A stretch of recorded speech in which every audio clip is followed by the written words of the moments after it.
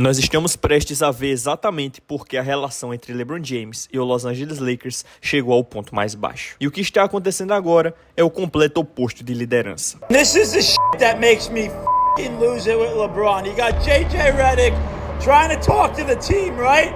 Where is LeBron? He's over there pouting like a little LeBron isolado do resto do time, sentado longe dos companheiros, claramente frustrado. Enquanto o time tenta encontrar uma forma de vencer.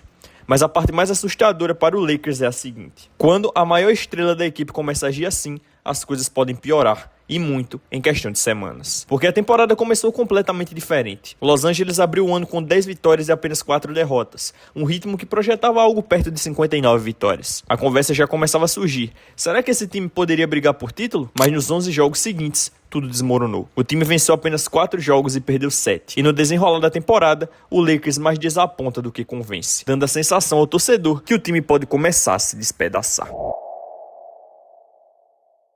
E o pior de tudo nisso é que não é a primeira vez que vemos um LeBron James frustrado. Só que, no passado, quando ele chegava nesse nível de frustração, a resposta era completamente diferente. Normalmente, era quando ele entrava naquele modo absurdo e carregava tudo nas costas. Foi assim em 2018, por exemplo, quando praticamente sozinho levou o Cleveland Cavaliers até as finais da NBA. Mas agora, aos 41 anos, o que estamos vendo é outra história. Em vez de dominar, estamos vendo um enorme desinteresse na defesa. Jogadores passando por ele com facilidade, nenhuma vontade de voltar na transição defensiva, e quase nenhuma ajuda para os companheiros protegendo o aro. Os lances são ruins, mas os números conseguem ser ainda piores. Todo mundo vive criticando a defesa de Luka Doncic. Muita gente chama ele até de cone na defesa. Mesmo assim, o defensive rating dele é 115, o que o coloca apenas na 79ª posição da liga. Só que o defensive rating de LeBron está em 118. Isso significa que, estatisticamente, ele está entre os piores defensores da NBA nesse momento. E grande parte disso parece ser simplesmente falta de esforço, porque a sensação assistindo aos jogos é clara: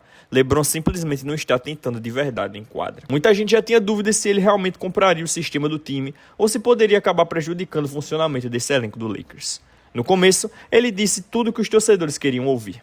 Mas agora surge uma pergunta importante: se Luka Doncic está carregando o ataque junto com Austin Reeves desde que voltou, então de onde exatamente vem o valor de LeBron nesse time? Porque para um time ser campeão na NBA, a defesa precisa fazer parte da identidade da equipe. E nesse momento, nós não estamos vendo essa defesa. E também não estamos vendo liderança. Olha isso aqui. Esse vídeo do LeBron James encarando DeAndre Ayton, como se estivesse completamente irritado com ele, viralizou durante um jogo contra o Sacramento Kings. Se você perguntar para o próprio LeBron, ele provavelmente vai dizer que é um líder veterano dentro do elenco. Ele poderia orientar Ayton, poderia assumir um papel de mentor dentro do time. Mas quando as coisas começaram a dar errado, a reação parece ser outra. Ele simplesmente fica olhando para o companheiro daquela forma. Nos comentários dos torcedores do Los Angeles Lakers, alguns fãs até lembraram de algo curioso. Esse mesmo tipo de olhar já aconteceu antes. LeBron já fez exatamente a mesma coisa com Anthony Davis, Dwayne Wade e até com o técnico Darvin Ham. E coincidentemente, pouco tempo depois, cada um deles acabou saindo de seus respectivos times. Claro, isso não significa que Ayton esteja prestes a ir embora. Até porque LeBron não tem mais o mesmo nível de influência dentro da franquia como tinha em outros momentos da carreira. Mas esse momento acaba revelando algo importante. Mostra o nível de frustração que LeBron parece guardar para si, mas raramente expressa abertamente. Essa postura meio passivo-agressiva acaba sendo difícil de ignorar. Agora, sendo justo, os números também não ajudam muito o lado de Ayton. O saldo dele em quadra, comparando momentos em que está jogando e quando está de fora, é de menos 1,8 pontos por jogo. Mas, sendo ainda mais justo, nesse mesmo indicador, LeBron está em uma situação ainda pior. O impacto dele aparece em menos 2,1 pontos por partida. O técnico JJ Redick já percebeu exatamente o que está acontecendo. Ele sabe que não pode simplesmente criticar LeBron diretamente, pois existe o risco de LeBron simplesmente se desligar ainda mais do time. Por isso, ele prefere mandar indiretas, comentários mais sutis em entrevistas coletivas. Guys will say they want to win. Do I care enough to actually do what I'm supposed to do? And that's really what the championship habits are, and that's what we don't have right now. Galera, eu percebi que quase 80% do público que assiste os vídeos ainda não são inscritos no canal. Então dá essa moral aí, pô. Não se esquece de se inscrever se ainda não for inscrito e deixar o like, que me ajuda muito a continuar trazendo conteúdo com mais frequência pra vocês, beleza? Vamos voltar pro vídeo. Mas a verdade é que JJ parece estar chegando ao limite, e com razão. Enquanto tudo isso acontece, Luka Doncic está jogando em um nível absurdo. Ele vem colocando médias de 33,6 pontos, 8,7 assistências e 8 rebotes por jogo. Com um elenco minimamente equilibrado ao redor, Luka já mostrou que consegue carregar um time até as finais de NBA. Foi exatamente o que vimos em 2024. Redick sabe que esse time do Los Angeles Lakers tem talento suficiente para competir, mas ao mesmo tempo, a maior estrela global da equipe, LeBron, está demonstrando esse tipo de postura em quadra. Em um dos lances contra o Phoenix Suns, dá pra ver claramente JJ tentando chamar a atenção de LeBron durante o jogo.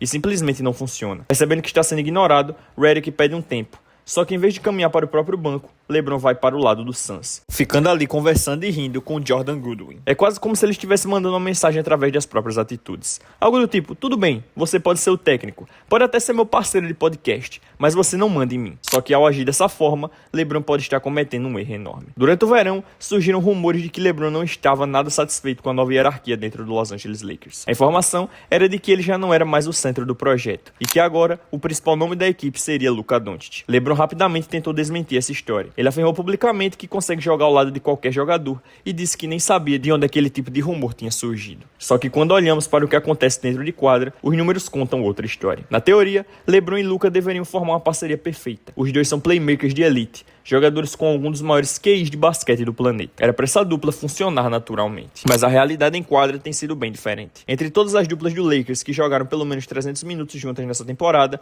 a combinação Luka e LeBron aparece apenas como a terceira pior do time. E isso é simplesmente absurdo. Estamos falando de dois jogadores que deveriam ser o coração do elenco. Mesmo assim, quando estão juntos em quadra, o time perde por 4,8 pontos a cada 100 posses de bola. Para comparar com outras duplas da liga, a parceria entre Nikola Jokic e Aaron Gordon domina os adversários por 21,2 pontos por 100 posses. Já Nikola Jokic e Jamal Murray têm um saldo positivo de 12,2 pontos. Então surge uma pergunta inevitável. Como um time pode sonhar com o título se dois dos seus 3 principais jogadores têm impacto negativo quando dividem a quadra? A resposta é simples, não pode. E tem mais um detalhe importante. Quando Luka joga ao lado de Austin Reeves, o saldo da dupla é positivo em 6,7 pontos. Ou seja, durante toda a temporada, ficou evidente que JJ Redick está praticamente enlouquecendo, tentando fazer esse time se encaixar de verdade. It's a matter of making the choice. And too often we have guys that don't want to make that choice. And it's pretty consistent who those guys are. And so Saturday's practice, I told the guys, it's going to be uncomfortable. I'm not doing another 53 games like this. Mas então você escuta DeAndre Ayton respondendo com declarações como essa. Let me start with this. It was a great practice. Your coach told us he planned for it to be a bad day. He said it'd be an uncomfortable day for the team. And y'all bought into that. I'm not saying anything. E no fim das contas, tudo gira em torno de liderança. Sim, Luka Doncic deveria assumir esse papel, mas quando falamos de liderança veterana, o Los Angeles Lakers tem em seu elenco um dos maiores jogadores da história do basquete.